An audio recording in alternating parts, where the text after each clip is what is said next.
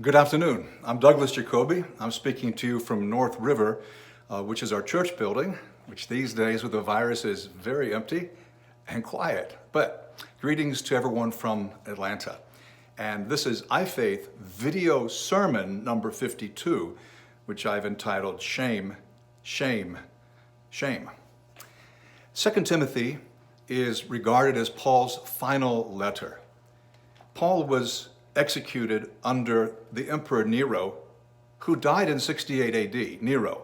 So that would be the latest year of Paul's execution and probably the latest possible year for this letter. Some people have actually suggested that 2 Timothy is less of a letter and more like a testament, as in a last will and testament. And we're going to approach it from that angle in our next talk. It's highly personal. It seems that Paul, he shares a lot of personal information, but there's a particular situation that's very painful to Paul, and that is that many of his associates, Christian leaders, have drawn back from him when he was arrested and have not been supportive. For one reason or another, they've been embarrassed or ashamed. Now, 2 Timothy is quite different to 1 Timothy and Titus, where we've had our last 4 lessons. You'll find in 1 Timothy and Titus advice, very practical instruction given to men and women, everybody, on blending into society. And I don't mean compromising, more like being all things to all men and not bringing reproach on the gospel unnecessarily. 2 Timothy has a different focus. It's more focused on standing out, being different from society. This is not a contradiction. Maybe a paradox. Of course, as Christians, in some ways, we want to blend in. We're part of the human race, and we want people to be able to relate to us, and we have certain needs. On the other hand, there's no way to follow Christ and not be persecuted, as 2 Timothy 3:12 says. We're going to stand out. It's really a question of whether we care more about God's opinion of us or human opinion. Well, in 2 Timothy, sadly, many Christians have withdrawn from Paul. Now, what's going on behind the scenes is illuminated if we appreciate that this is a culture of honor and shame, the ancient Mediterranean world. So is much of our modern world. In the West, we relate more to guilt. We're motivated by duty, guilt, much more than we are by honor and shame. And part of that is because we're more individualistic, whereas in most of the world, and certainly the ancient New Testament world, things were they're less individual, much more corporate. And so we don't want to bring shame on our families or society. In the modern age, it's almost a virtue to stand out and be different and challenge the society. So 1 Timothy and Titus speak of acting in culturally acceptable ways. 2 Timothy is aiming to give confidence, particularly to Timothy, who's the recipient, confidence that we must behave in some culturally unacceptable ways, and yet that actually will bring more honor than if we capitulate to the world. Let me just give a couple of examples before we actually get into our text. In the Roman Empire as an empire is lasting from the 1st century BC, for quite a few centuries, but there were many public holidays. I don't mean it was, you had Mother's Day and Honor Your Postman Day. It wasn't like that. These are holidays connected with the glory and the military might and the gods of Rome. So there was a certain civic responsibility. If your neighbors are all celebrating and they're offering sacrifices, they're bowing down to statues, they're glorifying the state. And actually in the Roman Empire, Roma was a goddess. I mean, the state itself was divine, and the emperors as well. So to take part in the parades, the pageants, the festival, the drinking and everything, it wasn't just a worldly set of activities. It was an occasion of multiple idolatry, and Christians withdrew from those things. They might have been viewed as bad citizens, even though they were very supportive, better neighbors than most non-Christians. they were viewed as being antisocial in some ways because they pulled back. When it came to military service, same thing. If you were baptized in the army, no problem, as long as you didn't kill your enemy, as long as you loved him. But in the army, there were three problems. There was all the idolatry, there was taking oaths, which were forbidden, and then the obvious one of loving one's enemy. So Christians, that was a tough one. There were dinner parties. Dinner parties were normally followed by entertainment. Young boys or beautiful women would be hired so the guests could have sex. There's the theater with all of the worldliness there, and normally Christians withdrew. They had nothing to do with that. And then, of course, there's the family pressure, which maybe that's even greater. People don't want to disappoint their family. So if I become a Christian, but my parents haven't done that too, I could be bringing dishonor on them. People asking, why doesn't your son follow you? Why doesn't your daughter follow you? So all that kind of pressure too. Does that make sense? Jesus talked about the sword, Matthew 10:34, the kind of division that happens and the way families may be divided when it comes to Christ. So again, 2 Timothy is more about overcoming shame in the eyes of the dominant culture. Society labels Paul a deviant just because he's a Christian and an outspoken Christian. And because he's a leader and he's in prison, that's considered even more shameful. I mean, that Jesus died was bad enough, but that he was executed, far worse, and that it was a slave's death on the cross, greatly shameful. And yet, persevering through times that others may consider to be shameful can actually bring eternal honor. That's in 2 Timothy 2:10. Enduring hostility and censure can lead to certain reward, 2 Timothy 2:11-13. And again, persecution is a reality for any serious Christian. Persecution is not a mark of shame, it's a badge of honor. So that's the background. I think that's important that we understand. And so Paul is writing 2 Timothy so that Timothy will not be ashamed. And obviously, those in his circle will be affected by this too. So we're just going to look at something I noticed as a young Christian. And just in chapter 1, the 3 times that shame is mentioned, that's why I'm calling the talk Shame, Shame, Shame. Starting in 1:7, for the Spirit God gave us does not make us timid, but gives us power, love, and self-discipline.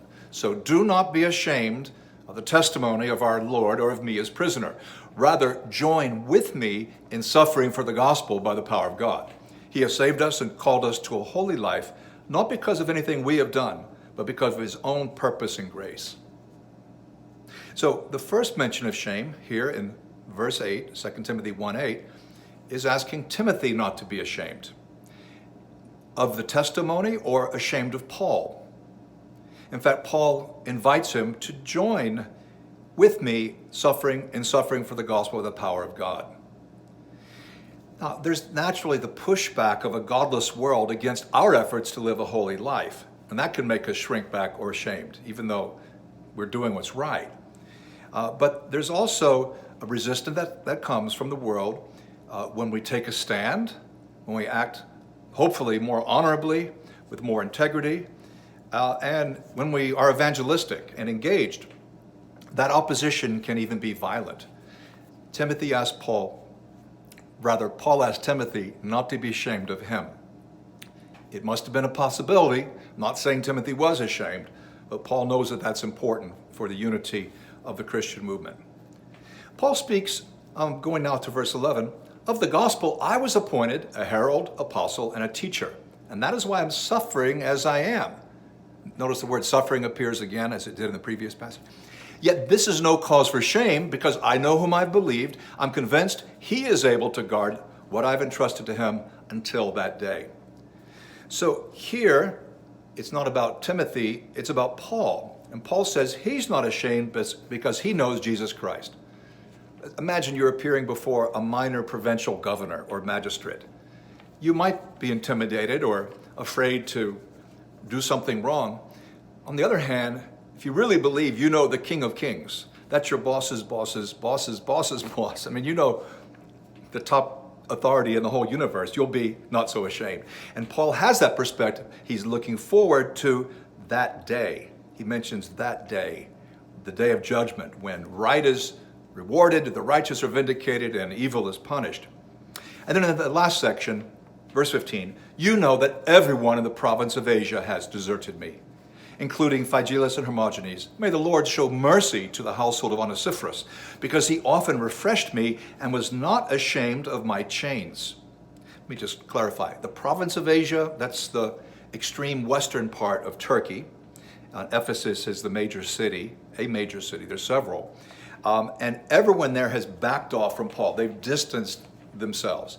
And they're not visiting him in prison, even though this is probably Paul's final imprisonment, after which he will be executed. And he mentions by name, very unusual to mention his opponents by name, but these were probably troublemakers.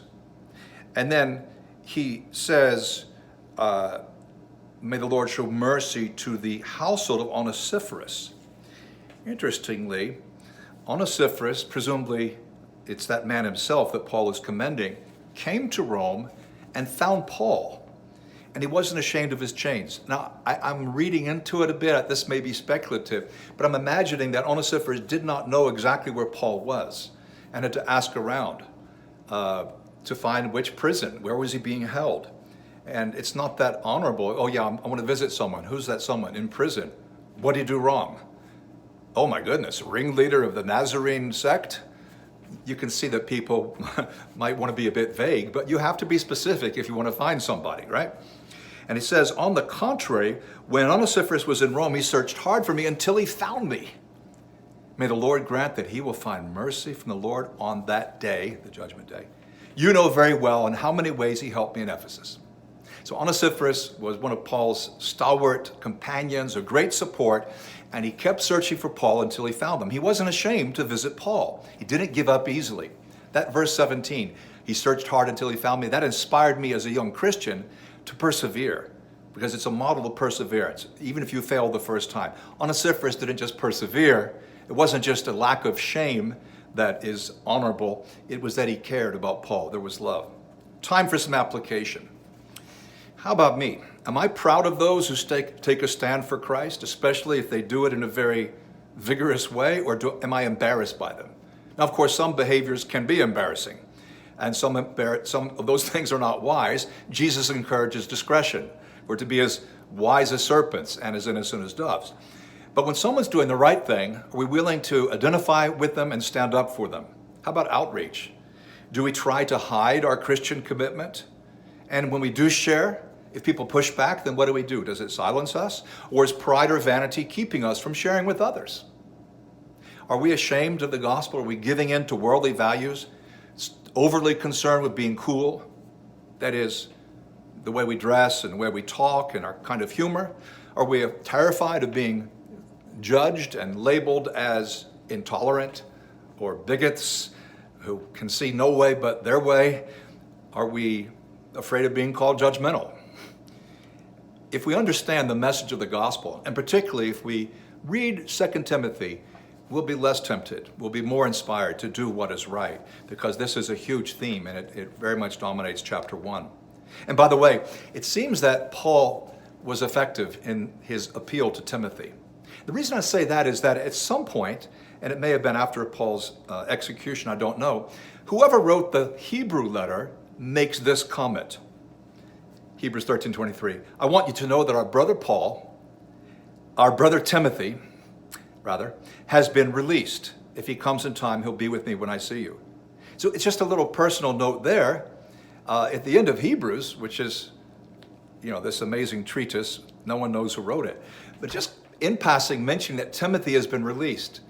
I think this means released from prison, which means in a way he was following Paul. He was willing to endure imprisonment. Now, what will motivate us to live this way? My final thought is that ultimately only looking to the Lord for approval will keep us from caving in to the pressure of the world. And so I'd like to read just a very short passage from Psalm 34. I sought the Lord, and he answered me, and he delivered me from all my fears. Those who look to him are radiant. Their faces are never covered with shame. What a great passage. We look to the Lord, we're going to have much less of a shame problem. In fact, we'll be radiant. Next time, Last Will and Testament. That's the title of our message. As we look at our last message from the letters of Paul, after that, we'll be going to the Old Testament. Thank you for listening. Bye.